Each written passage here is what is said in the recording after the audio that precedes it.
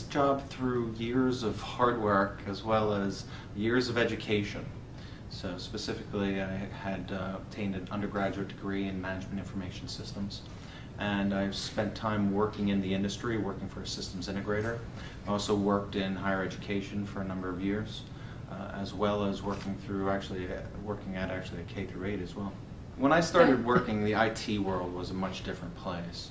So I actually kind of found this position along my career path. I was working I started working for a systems integrator, actually in a position that was more related to logistics, and then got involved in the technical aspects of the business, became an operations manager, and worked in many other aspects of that organization before moving into a technical role. So it's something I more or less found along the way rather than something I planned for. But again, IT was much different 20 years ago when I first started. Internships are extremely valuable in almost any field and in almost any job, but in the IT field you don't normally see as many internships as you do in other areas. So although they do exist, and I would recommend that people pursue internships, unfortunately there aren't as many of them available as there are, for example, in accounting or in some of the other fields. If somebody wanted to get into IT, I would recommend that they start off by getting a good solid foundation in terms of education. That's the best place to start. So they would want to look at educational opportunities like information systems, a major in information systems, or computer science major, or possibly even liberal arts, since liberal arts is a very broad major, but it helps to hone specific skills that are very important for management and business. So although that may seem a little strange, a lot of people think that that's a very good major for people who need to be adaptable later on, for people who need to learn different things in terms of business and IT. So I would say that a good place to start is to get a solid foundation in terms of a 4-year degree from a college. That being said, there are other routes to get into IT. You could go to a trade school. Trade schools have 2-year programs where they can teach you computer repair or computer programming. You could also learn in other ways as well. For example, you could come in through other fields, for example, business majors. In many cases, business people will move over into IT from the business ranks depending on the organization. So there are so many ways to get into IT, and then once you're in IT, to get into the management aspects such as management or a director level. The most important skills you need to be an IT director would include, first, being good at communication. So you need to be a good people person. You need to be able to communicate effectively. You also need to be very adaptable. The IT world moves very quickly, so you need to be able to change quickly, to be able to adapt to new paradigms, to new technologies very quickly.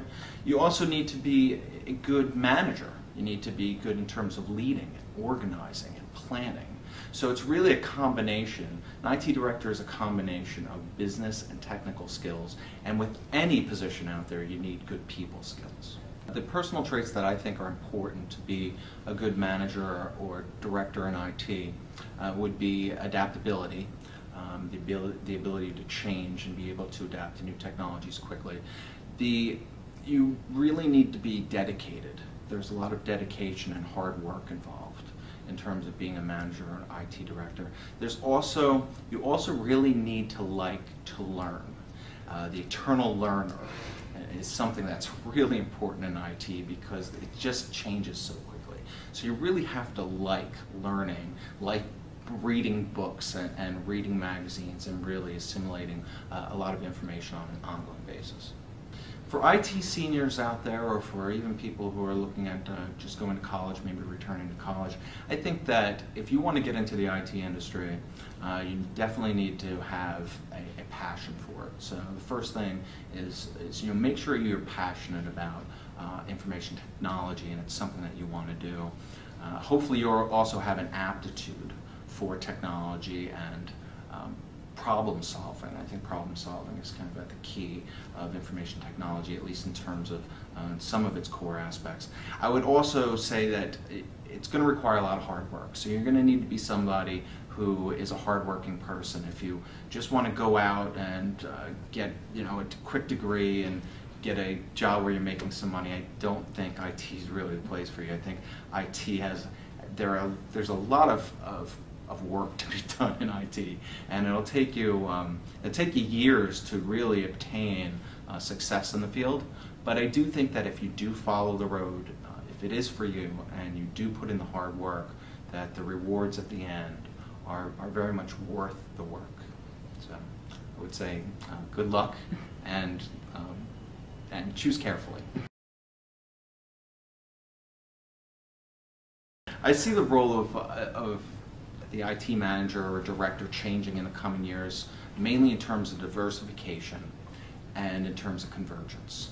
In many aspects, the IT worker of today and the IT workers, there are a lot of niche workers. There are people who are doing many different jobs: database administrators, systems administrators, programmers. There are a lot of different types of positions.